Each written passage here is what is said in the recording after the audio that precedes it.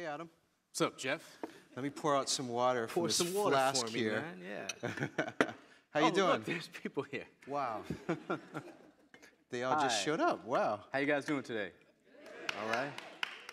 Berkeley Ideas Festival? Yeah? Yeah? So far, so good? You guys having a good time? Feeling it? Yeah? So Adam, you got a new book coming out. It's on parenting. So to speak. Yeah. I've got a new book out. It's called Who We Be, The Colorization of America, which is about race. It's only partially, I guess, about parenting. One of the things that I thought we could start with is relating race and parenting, and the sort of ability or inability for us to be able to have this conversation on race, this famous, infamous conversation on race that we should be having.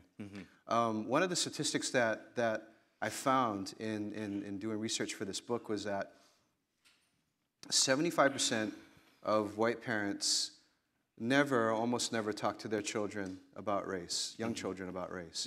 And I should say 75% parents are white children, right?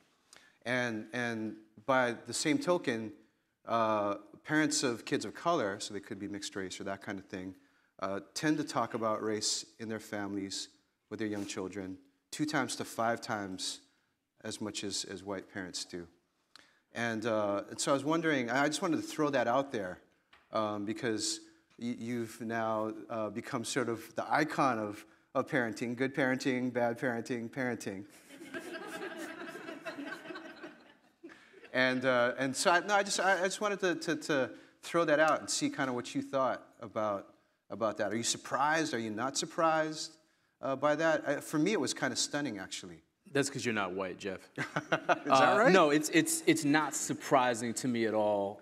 It's interesting because you hit me with that statistic at a time when I find myself stockpiling statistics in a way that I haven't in some years. In the aftermath of Ferguson and all of the conversations that we're having as a country in the aftermath of it and in the continuing fervor and ferment of it.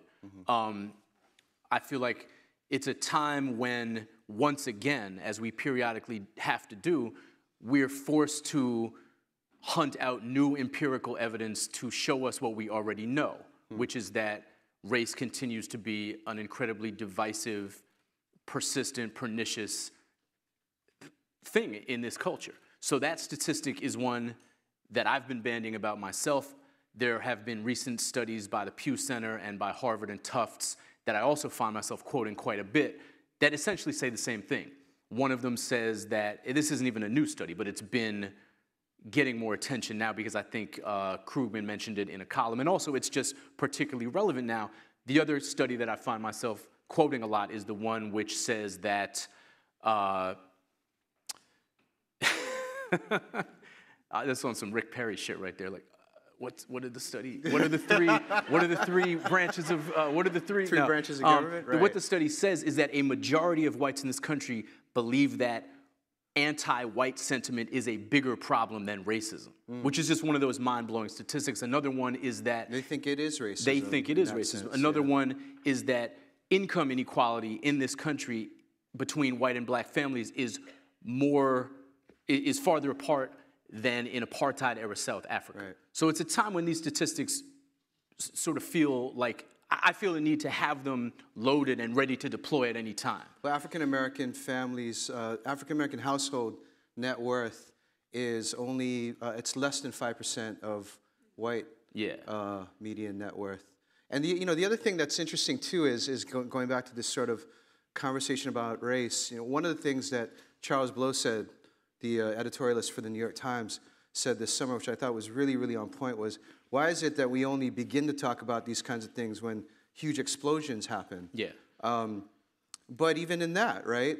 If you looked at the Times CBS poll this summer, they asked 2 questions. They surveyed blacks and whites on their reaction to Ferguson.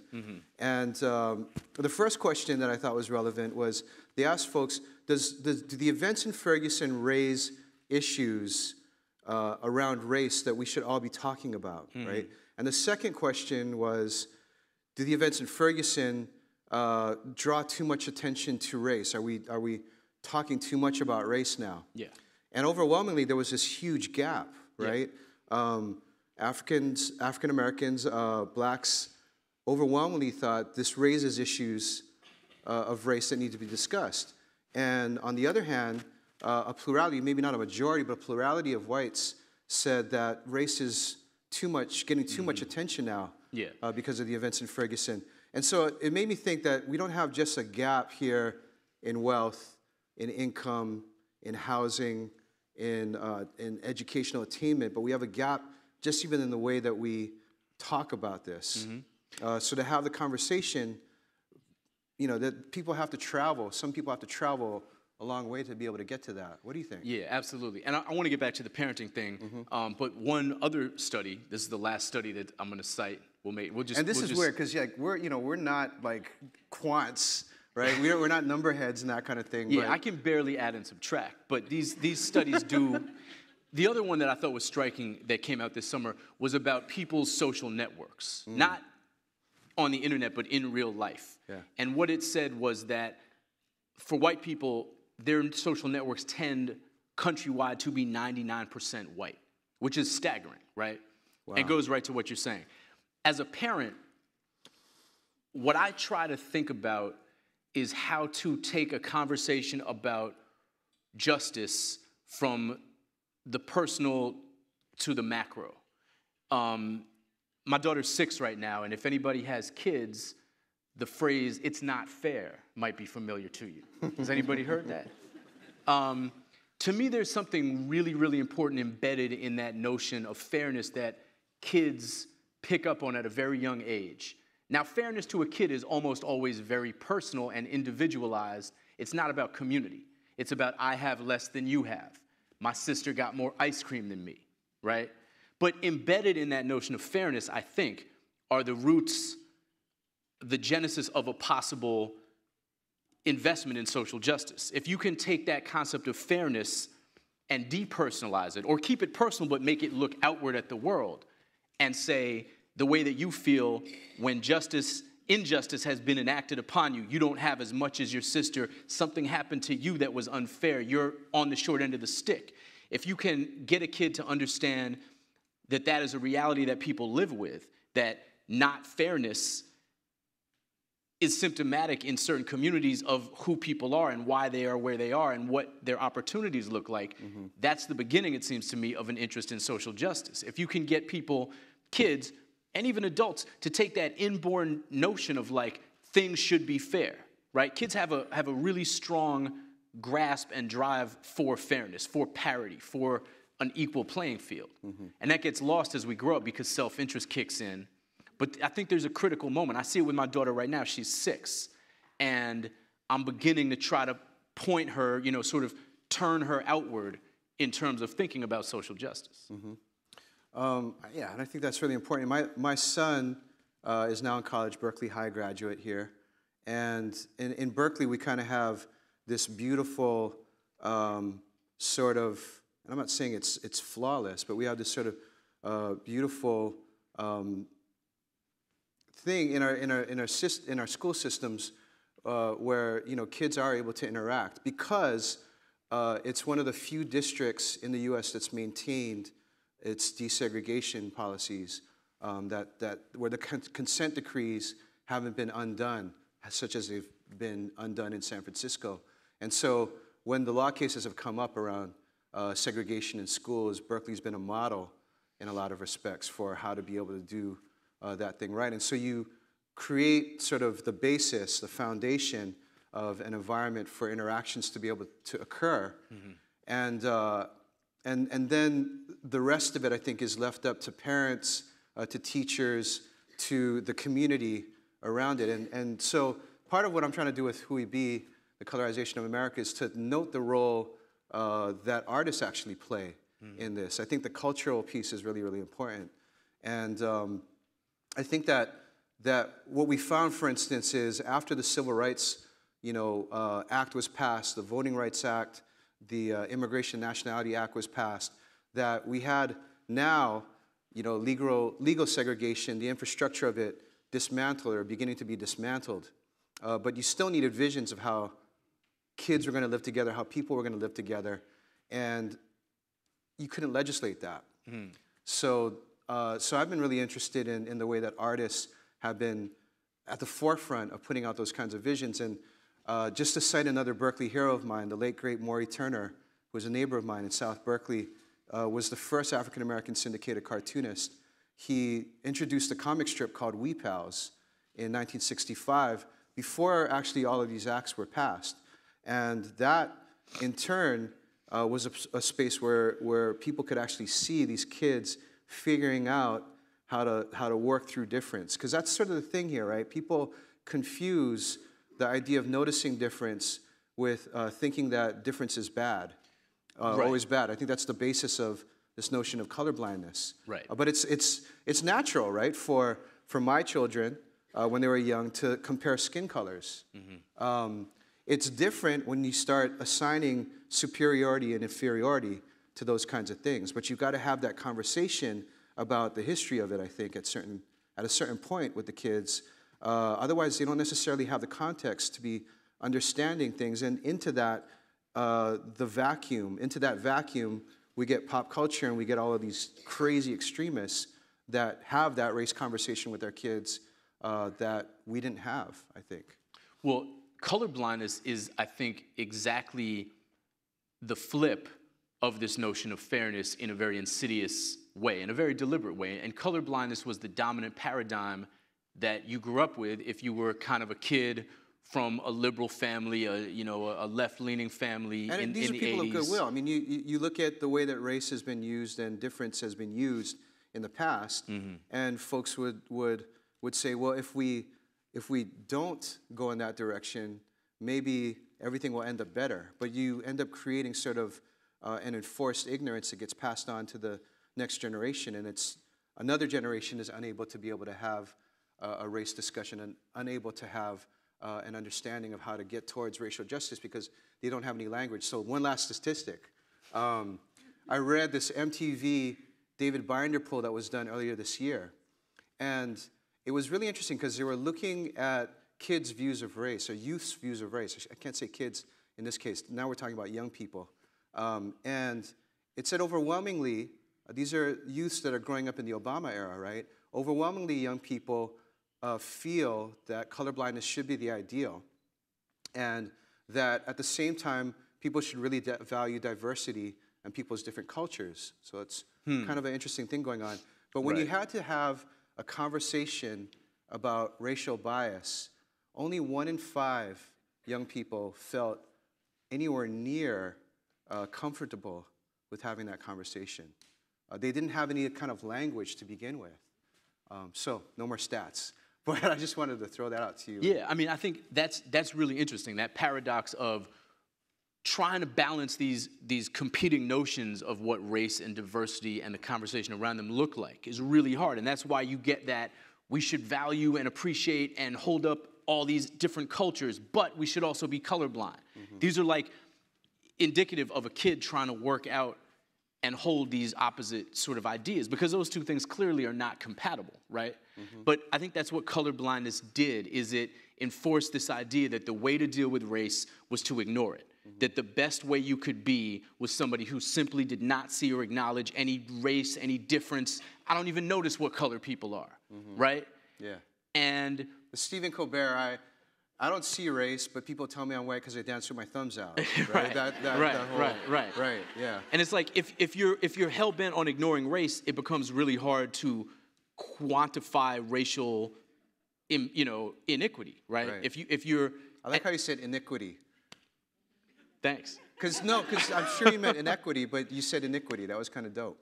What's the difference? Iniquity and inequity, they're kind of the same thing, really. Yeah.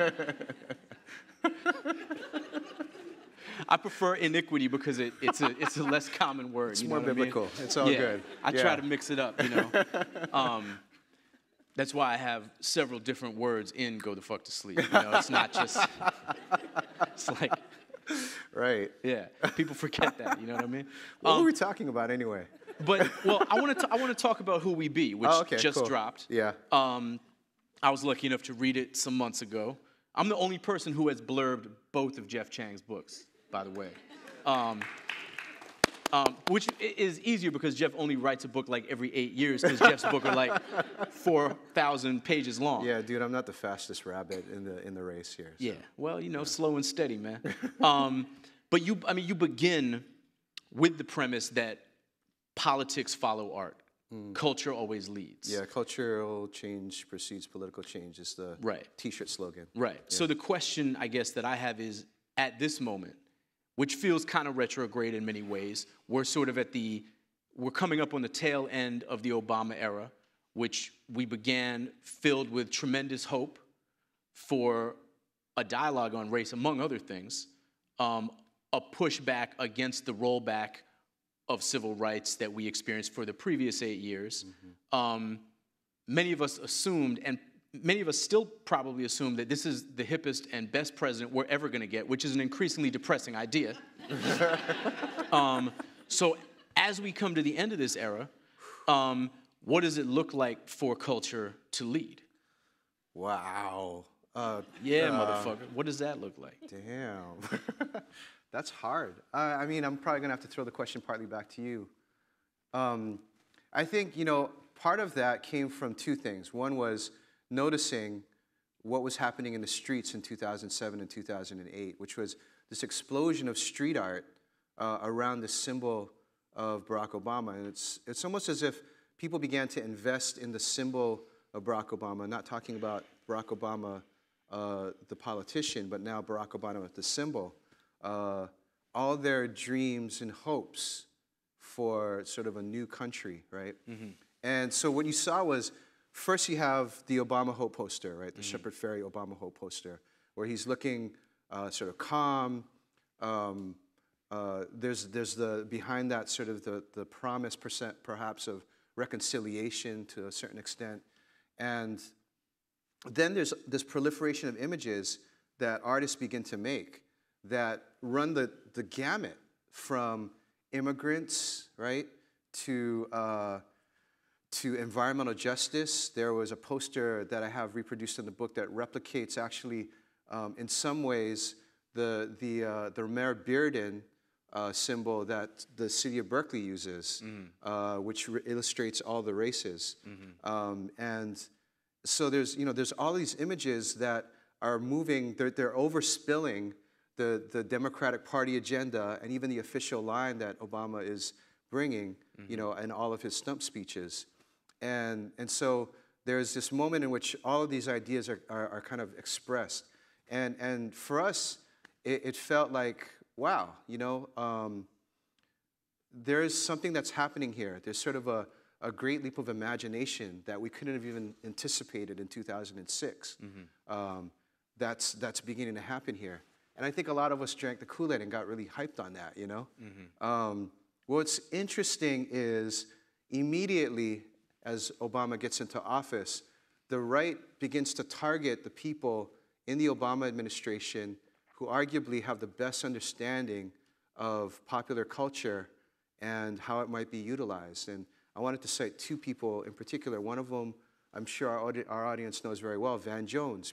He's you know, known for his work in the Bay Area, bringing together, please do clap.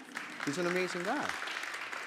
Bringing together environmental justice and racial justice, and also understanding the power of hip hop. He was doing that in Oakland before he made the leap to the Obama administration. The other person was Yossi Sargent, who had been one of the folks who had been expanding the Obama Hope, thinking about and expanding the Obama Hope campaign.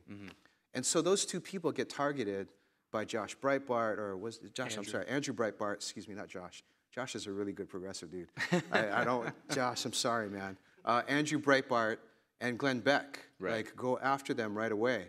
And then the Shirley Sherrod scandal happens, and then the Skip Gates racial profiling incident happens, and you see Obama getting punished in public for talking about race in the way that perhaps he really feels about this. And so the thing that I think those of us who are progressive underestimated is just how strong the right sort of cultural organizing is and has been, and how sophisticated it is. They went directly after those folks. Right, and they did so very quickly, right? This Very is all quickly. within the first This is all within the first year. 6 months. Yeah. 6 months. Yeah, 6, 7 months. You know, it's interesting to me, Obama's defining moment around race remains a speech he made in Philadelphia on the campaign trail, which he only made, it's worth pointing out, because he was cornered, right? Jeremiah Wright had become this controversial figure. He was on the ropes, and he had to address that and get the campaign back on track. And he does so with this landmark address, the speech, it's called, right? We just call it the speech. The race speech. The actually. race speech. Some people call it the race speech. But what he actually does in that speech is really interesting. Among other things, he makes a rhetorical move to try to give everybody some skin in the game. But the only way you can do that in this country is by equating structural racism with white animosity toward feeling like they are being treated as the aggressors and the people on the wrong side of history. Obama says things like, I understand that, you know, it's difficult to be racially profiled and be turned down for a job or a loan, or, you know, all of these structural racism elements that black folks of color deal with every day. And then he goes on, he sort of equates that rhetorically in the speech with feeling bad that people might think that you are a racist, or feeling bad that people might look at you a certain way for wanting your kids to be bussed across town to go to this kind of school instead of that kind of school. So there's this semantic equaling out, right, of like white bitterness with structural racism. And that's the way he creates an equal playing field, going back to that idea, once again, of fairness.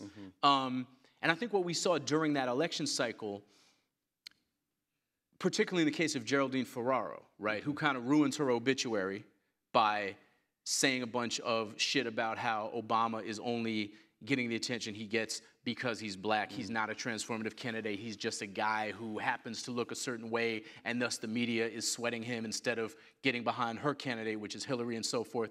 A moment kind of crystallizes, I think, where we realize that it's actually at this point in American history more objectionable to accuse somebody of spouting racism in the public sphere than it is to spout racism in the public sphere, right? Wow. Pundits fall all over themselves, even in addressing Ferraro's comments at that moment, to be like, I'm not saying she's a racist. It's like, well, she just said a bunch of racist shit. Why aren't you trying to say she's a racist? You know? There's this sort of attempt to divine what people's true intentions are, to create a schism between racist thought and racist motivation, and to forgive the one because the other is found not to be present. And it seems to me that's a very bizarre shift, and I think that's still the moment that we're in now. It's like, it's actually, you know, you can be forgiven. Whether you're Mel Gibson or Ferraro or Don Imus or Donald Sterling, you know, you get time out and then you get to come back. Well, I don't know if I completely agree with that last Maybe part. not Donald Sterling. No, I mean, I just... He'll probably be dead before anybody forgives him. Let's hope so. It's Don Imus definitely came back. Yeah. Has Mel Gibson made any new movies lately? Is he? He made still that weird movie with Jodie Foster. But I mean, I'll give you an example. Like, I mean, Mel Gibson went on a crazy anti-Semitic tirade. Right. By the next Monday, the ADL was offering to meet with him. They were offering him counseling, right? The Anti-Defamation League. Counseling. Reconciliation. Wow. These folks, and I'm Jewish, I can say this shit, these folks still will not sit down with Al Sharpton, Jesse Jackson, or Minister Farrakhan, the three-headed demon of black anti-Semitism, which has been used rhetorically since the 80s to create distance between the Black and Jewish Civil Rights Alliance, to get a wedge in between that as the Jews have become more white in this country. And that kind of, you know, those folks and the comments that they've made, as pickled as they are, as old as they are, as toothless as most of them were, High Me Town. That's Jesse Jackson's great crime against the Jews. He said, High Me Town in 1983. The Jews are still, you know, the ADL is still like, fuck that dude, you know? Mel Gibson goes on a fucking wild-ass tirade on a, you know, drunkenly. He's the son of a Holocaust denier, and they're like, come on in, Mel, like, we can work with you. You know what I mean? Like, So I hear you on that. I have a little bit of a different take on it, right? The kind of take I have on it is that we've kind of become See, I feel like multiculturalism was successful partially, and maybe not in the ways that it needed to be, right? It was successful in teaching us what not to say, right? So if Don Sterling gets out and says crazy stuff, or Don Imus gets out and says crazy stuff, like we can now say, you're not supposed to say that shit, right? And suddenly, for about 36 hours, on all the cable news networks, the news crawl is like, Mel Gibson's a racist. You know, Don Imus is a racist. Allegedly a racist, yeah. But for 36 hours, everybody in the media is going crazy, and the dudes get voted off the island, because it's usually dudes, right? They get exiled from media for a little bit, and then we go back to the... And they get psychoanalyzed. Like, well, and they get what's in Mel Gibson's heart? You well, know, it's like, I don't think it really gets that deep, though. I think it's just this thing of like, wow, he said that stuff, man. He's crazy. Let's get him out of here. Like, he's an embarrassment to us. Let's get him out of here. I don't know if I agree with that. No, this is what I'm saying, is it's become a ritual for us to have these 36-hour news cycles in which this stuff happens, but we can't get to the underlying issues. We can't get to the issues that are being raised by the situations that have been presented. So the difference with Don Sterling is that he had to go through this very long process of losing his team, and the NBA publicly rebuked him. So there was all of this time in which the media had a chance to be able to pull up the backstory on Don Sterling. And this is different from Michael Richards, from Don Imus, from Mel Gibson, who were voted off the island, you know, within 36 hours. So with Don Sterling, we got to find out that it's not just that he has these views, it's that he made his fortune off of racial resegregation, off of housing segregation, right? Off of being a slumlord. And none of which is new information. None of which is new information, but which is the kind of conversation that we don't have, that we get to. So I know we only have a few more minutes here. What I wanted to say is I think that the big question, and I told my students this yesterday at Stanford, the big question for them, because when it gets to 2042, right, this either magical moment or the moment everything goes to hell, right? 2042, when the U.S. becomes a quote-unquote majority-minority country, which I don't even know what that means. That I wouldn't bet on us getting to 2042, personally. But here's that's a whole other story. I'm with you. I'm with you. They're going to be my age when they get to 2042. Right? Yeah. And I said that's pretty old. Yeah. But they'll also be in the moment. But what they need to think about now is the question of, if we're all minorities, then how do you create a majority? And I think that that's the lifetime question that they're going to be facing, that my kids are going to be facing, that Vivian's going to be facing. And how we create that new majority, it's a political question that the parties are trying to figure out right now, right? And they're doing a horrible job of it. You guys can, the Democrats and Republicans can come free and feel free to come to us and pay us a lot of money to tell you what you're getting wrong.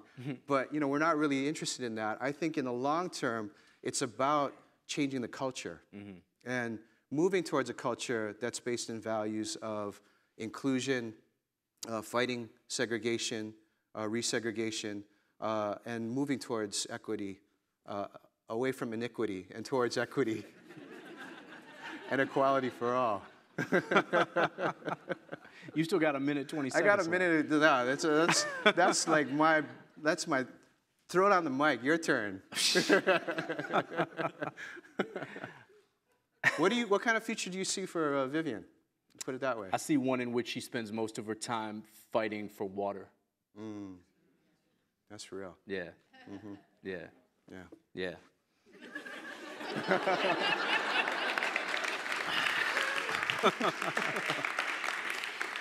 And with that, I think that we're done. I mean, there's so much more I want to talk to you about. I mean, the book. Let me end with a commercial for Jeff Chang's book. And I'll end with a commercial for Adam Mansbach's book. Jeff's book is incredible, as all Jeff's books are. What Jeff has an amazing ability to do as a journalist and as a thinker is take you on a guided tour of a tremendously large area. In this case, 50 years of culture. The rise of multiculturalism, the pushback against it, the culture wars. You can't be everywhere at once, but with Jeff, you're always in the most interesting place at any given moment. That's what he did in Can't Stop, Won't Stop with hip hop, and that's what he's doing here with Who We Be. So you should buy that You should probably buy 2 copies, maybe 3. And when the water shortage comes, it's a very heavy book. You can use it to hit somebody in the head, steal the water. And Adam Mansbach's new book is called You Gotta Fucking Eat. You have to fucking eat. You have to fucking eat. Enough said. If you have children, they might, Grandchildren. Yes.